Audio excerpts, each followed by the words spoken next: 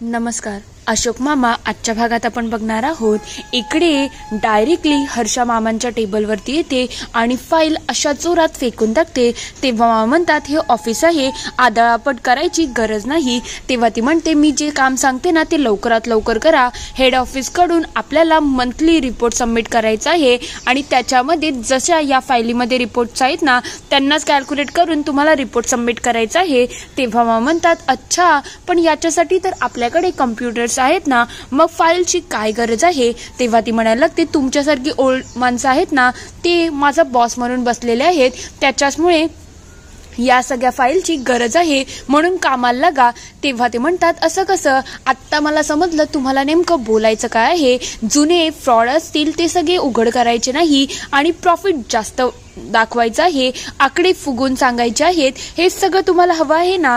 तेव्हा ती म्हणते, हो तुम्ही करेक्ट बोलले आहेत, याच गोष्टी मला हव्या आहेत आणि त्याच गोष्टी तुम्ही करायच्या आहेत. तेव्हा ते म्हणतात, जमणार नाही. तेव्हा ती म्हणते, जमणार नाही कसं, मी तुमची बॉस आहे, तुम्हाला हे करायलाच लागेल. तेव्हा म्हणतात, माझ्या तत्वात जे बसत नाही ना ते मी कुठेच करत नाही आणि इथे सुद्धा करणार नाही. हा घ्या, हा माझा राजीनामा आहे, मी जवळच घेऊन फिरत असतो. आता तुम्ही ठरवा याच्यावरती कोणती तारीख टाकायची, आजची, उद्याची की लगेच टाकावी. कारण की जेव्हापासून भैरवी या ऑफिसला सोडून गेली आहे ना तेव्हापासून या ऑफिसमध्ये राहायची कोणाचीच इच्छा नाही. तेव्हा ती म्हणते, तुम्ही सोडून जाऊ शकता, कोणी तुम्हाला जबरदस्ती केलेलीच नाही आहे, तसंही काम तर तुमच्याकडून होतच नाही, मग उगाचचा तमाशा करू नका आणि मी जेवढं सांगितलं आहे ना तेवढं काम करायचं.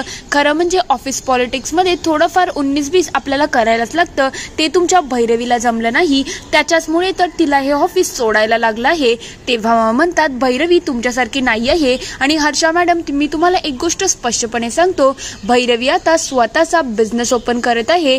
ती स्वतःच्या कर्तव्यावरती आता आणि कर्तृत्व पूर्णपणे दाखवत आहे की ती मोठा बिझनेस स्टेबल करेल आणि ती स्वतःचा प्रोग्रेस सुद्धा करणार आहे. पण तुम्ही बघा, तुम्हाला तुमचा जॉब सुद्धा वाचवता येतो की नाही, कारण की मला नाही वाटत तेही तुमच्याकडून चांगल्या प्रकारे जमू शकतं. म्हणून लवकरात लवकर स्वतःच्या कामाकडे लक्ष द्या, बाकी गोष्टींकडे लक्ष द्यायची गरज नाहीये. म्हणून तुम्ही जे काम सांगताय ना ते माझ्याकडून तर होणार नाही, मग तुमचं तुम्ही बघून घ्या कुठून आणि कसं करायचं आहे. तेवढ्यात ती लगेच तिथून निघून जाते. दुसरीकडे इकडे तोरणे आणि देसाईंनी भैरवीला ऑफिसमध्ये बोलवलेलं असतं. तेव्हा ते म्हणतात, भैरवी कॉंग्रॅच्युलेशन, तू खरंच खूप मोठी स्पर्धा जिंकली आहे आणि त्याच्यामुळे पेपरमध्ये तुझं नाव सुद्धा आलं आहे, तुझं आर्टिकल छापून आलं आहे, म्हणजे तुला बक्षिसाची रक्कम सुद्धा खूप चांगली मिळाली असेल. बसून घे, आपल्याला बोलायला लागेल. तेव्हा ती विचारते, काय झालं, तुम्ही अचानक मला इथे बोलवलं आहे, काही काम आहे का. तेव्हा ते म्हणतात, आता मी स्पष्टपणे आणि क्लिअर कटच बोलतोय, जेव्हा तू बिझनेस सेटअप करणार आहे ती बिझनेसची सुरुवात तू तुझ्या घरापासून करणार आहेस का.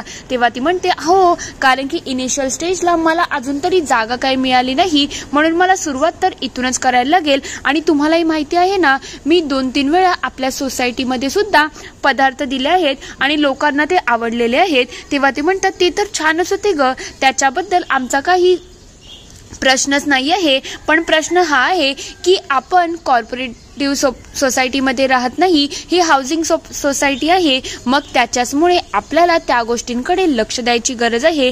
तेव्हा ती म्हणते, तुम्हाला नेमकं बोलायचं काय आहे.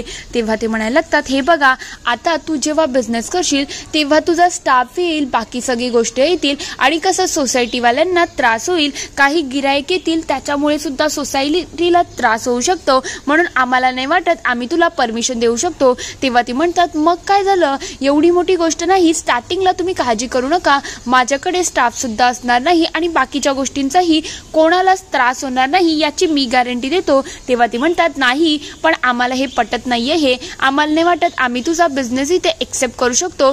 तसंही ॲज अ रूल म्हणून इथे कोणीच काम करू शकत नाही, हे तुलाही माहिती आहे, मग त्याच गोष्टीकडे तुला लक्ष द्यायला पाहिजे आणि तू या सोसायटीमध्ये स्वतःचा बिझनेस नाही ओपन करू शकत, तुला आम्ही स्पष्टपणे नकार देतोय. दुसरीकडे मामा त्यांच्या कामामध्ये असतात. तेवढ्यात योगिता म्हणायला लागते, मामा मी आत्ताच्या इथून जात आहे. तेव्हा ते विचारतात, काय झालं, तू एवढी का काळजीमध्ये दिसत आहे. तेव्हा ती म्हणते, ही हर्षा आहे ना, सतत घालून पाडून बोलत असते, मला तर एवढा कंटाळा आला आहे ना, मी आता इथून निघून जाते. तेव्हा मामा म्हणतात, अगं असं करू नको, ह्याच्याने काहीच मार्ग निघणार नाही.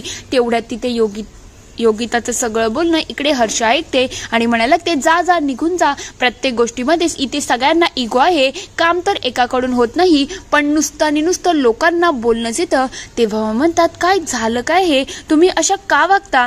तेव्हा ती म्हणते, मी बरोबरच वागत आहे, माझं काही चुकतच नाही. तेव्हा म्हणतात, हर्षा तुला बॉस व्हायची खूप हौस होती ना, पण तुझ्या खाली एक माणूस सुद्धा टिकत नाही आहे. पहिले गायधनी सोडून गेले, आता बाकी सगळेही राजीनामे हातात घेऊन बसले आहेत.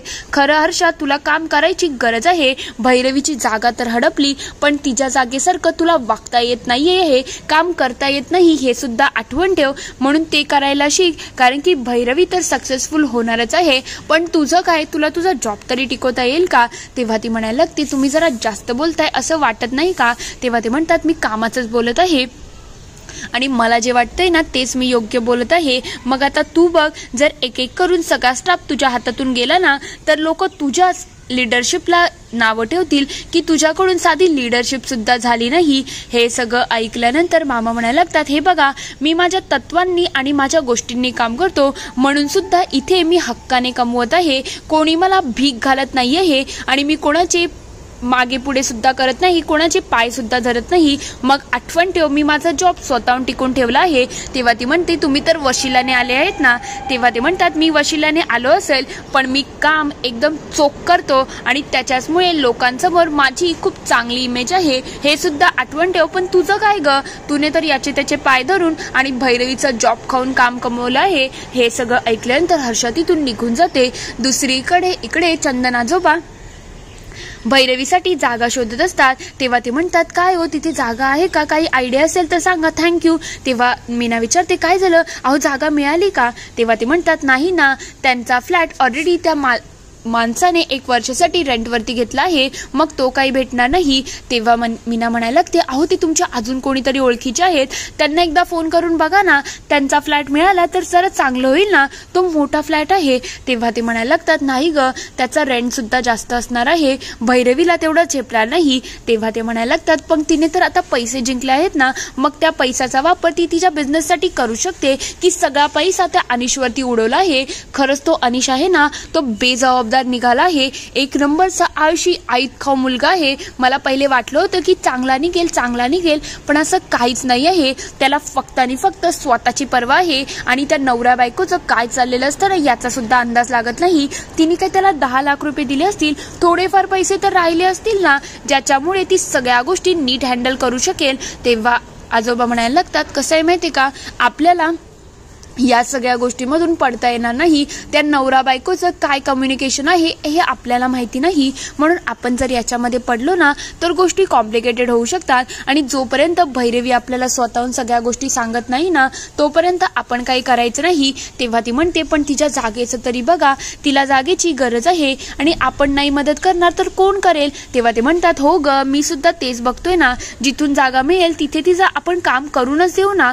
दुसरीकडे इकडे भैरवी म्हणत असते, असं कसं, तुम्ही माझ्याच गोष्टींवरती कसं काय ऑब्जेक्शन करू शकता, आणि मी सांगते ना याच्यामुळे कोणाला त्रास होणार नाही. तेव्हा ते म्हणतात, तुझे टेम्पो येतील, त्याची नेवाना होऊन जाईल, मग त्याच्यामध्ये धूळ येईल आणि खालच्या माळ्यातल्या सगळ्या लोकांना त्रास होऊ शकतो. तेव्हा भैरवी म्हणते, मग मी टेम्पो आहे ना तो बाहेर उभा करेल. तेव्हा ते म्हणतात, मग बाहेर ट्रॅफिक जाम होईल, लोक त्याच्यावरून सुद्धा बोलतील. आम्ही तुला स्पष्टपणे सांगतो, हा बिझनेस तुझ्याकडून होऊ शकत नाही आहे. मग ह्या बिझनेसचा डोका आहे ना ते तू काढून टाक, कारण की मला नाही वाटत हे सगळं काम होऊ शकतं.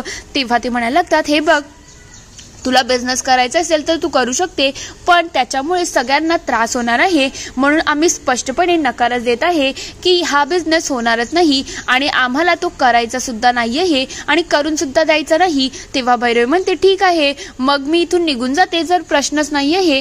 जर तुम्हाला बिझनेसला परवानगी द्यायची नसेल तर मी दुसरं काहीतरी बघते. तेव्हा ते म्हणायला लागतात, हे बघ, आम्ही तुम्हाला परवानगी द्यायला तयार आहोत. तेवढ्यात ती म्हणायला लागते, तुम्ही एक गोष्ट विसरताय का, या सोसायटीमध्ये कितीतरी लोक बिझनेस करतात, म्हणजे बघा आता ते सातपुते आहेत ते क्लासेस घेतात. तेव्हा ते म्हणतात ते परमिशन घेऊन घेतात. तेव्हा भैरवी म्हणते, मग रुपालीताई ड्रेसेस शिवतात, त्याचं काय? तेव्हा ते म्हणतात, त्याचीही तिने परमिशन घेतली आहे. तेव्हा ती म्हणते, ती मुलगी आहे प्रिया, ती रील्स बनवते, त्याचं काय हो, तिनेही परमिशन घेतली आहे का?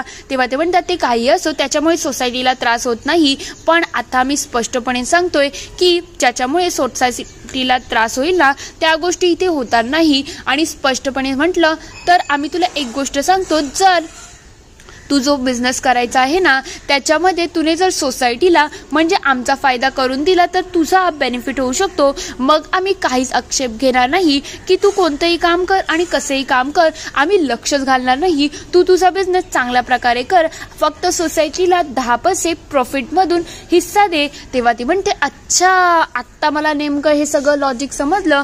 तुम्हाला सोसायटीच्या नावाखाली स्वतःचे खिशे भरून घ्यायचे आहेत का, त्याच्यामुळे हे सगळं चाललं आहे. तेव्हा ती म्हणतात तसं नाही ग, पण कसं आहे सोसायटीला जर बेनिफिट होत असेल तर आम्ही या गोष्टी करायलाच पाहिजेत. तेव्हा ती म्हणतात अच्छा, आता तुम्ही मला लीगल बोलताय, पण अचानक तुम्ही इल्लिगली कसे काय वागायला लागले, माझा हेच प्रश्न पडला आहे. तेव्हा ते म्हणतात तुझे सासरे आहेत ना तेही प्रत्येक गोष्टीमध्ये खोडा तर घालतच असतात. तेव्हा ती म्हणतात माझ्या सासऱ्यांबद्दल तुम्ही काही बोलूच नका, तुमची तेवढी पात्रता नाहीये. हे खरं म्हणजे ते ज्या गोष्टींसाठी खोडा घालतात ना त्या गोष्टी खरंच योग्य असतात. ते असंच कोणत्या गोष्टींसाठी अडून ठेवत नाही, कारण की त्यांना माहिती आहे कोणती गोष्ट चांगली आहे आणि कोणती गोष्ट अयोग्य आहे. ते त्यांचे तत्व आणि बाकी सगळ्या गोष्टी खूप चांगल्या प्रकारे फॉलो करतात, कारण की त्यांना ते जपता येतं, पण तुमच्याकडून ही अपेक्षा सुद्धा करू शकत नाही. तेव्हा ते म्हणतात तुला काय करायचं आहे ते तू ठरव, तुला जर बिझनेस करायचा असेल तर सोसायटीला तुला काही ना काही द्यायलाच लागेल. तेव्हा ते म्हणतात माझे सासरे माझ्या पाठीमागे खंबीरपणे उभे आहेत, त्याच्याचमुळे मला कॉन्फिडन्स आहे की मी या बिझनेसमध्ये सक्सेसफुल होऊन दाखवेल. कारण की तो माणूस पहिले एकटा राहत होता, त्याच्या घरामध्ये एवढी माणसं आली तेव्हा त्याने एकदाही लोकांचा विचार केला नाही की हे जेव्हा येतील तेव्हा रिसोर्सेस वाढतील, माझा खर्च वाढेल. तो एवढा मनाने शुद्ध आहे की तो सगळ्यांचं सगळं करतोय, पण तरीही कधी कोणाला लावं ठेवत नाही. चांगल्या गोष्टींसाठी ते त्यांचे तत्व जगतात आणि तुमच्यासारखे इल्लिगल गोष्टी ते कधीच करत नाही. म्हणून माझा एक दिवस हा बिझनेस खूप मोठा होणार आहे, हा माझा कॉन्फिडन्स आहे. आणि त्या दिवशी तुम्हाला खूप पस्तावा होईल की तुम्ही मला स्टार्टिंगला हेल्प केली नाही, तेव्हा तुम्ही बघतच राहा. तेव्हा ते म्हणतात ठीक आहे तुझा बिझनेस मोठा होऊ दे, आमची सदैच्छा आहे की तुझा बिझनेस मोठा व्हावा. तेव्हा ती म्हणते मी ते करूनच दाखवणार आहे, कारण की माझे सासरे माझ्या पाठीचे आहेत आणि ते होईल म्हणजे होईल हे आठवण ठेवा. पण तुमच्यासारखे आईत खाऊनचे मी काही खिशे गरम करणार नाही, म्हणून माझ्याकडून ही अपेक्षा करूच नका. ती लगेच त्यांना तिथून पाठवून आणि रागारागात तिथून निघून जाते.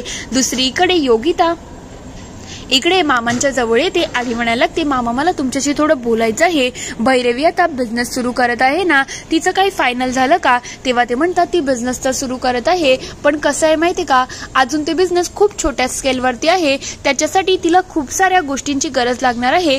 तिच्याकडे भांडवल तर जमा झालं आहे, पण अजून जेवढं पाहिजे ना तेवढ्या गोष्टी नाही आहेत.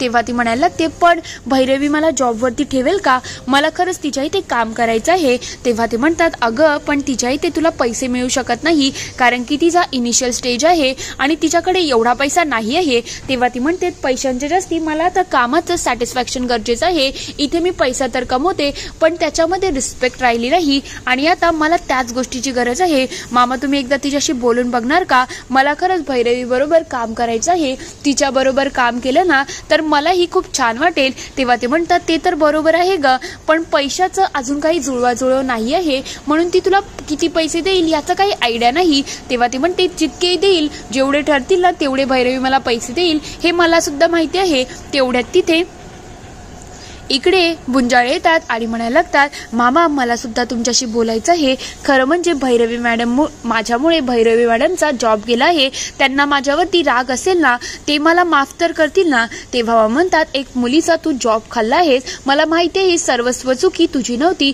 पण तरी सुद्धा तुझ्यामुळे तिचा जॉब गेला आहे, त्यामुळे ती तुला माफ करेल की नाही हे मला माहिती नाही. तेव्हा ते म्हणतात कसं आहे माहिती का, जेव्हापासून भैरवी मॅडमचा जॉब गेला आहे ना तेव्हापासून माझ्या डोक्यामध्ये त्याच गोष्टी सुरू आहेत की भैरवी मॅडमच्या बाबतीत मी चुकीचं वागलो आहे, पण आता मी काय करू, आता मी त्यांची माफी मागितली तर ते मला माफ करतील का.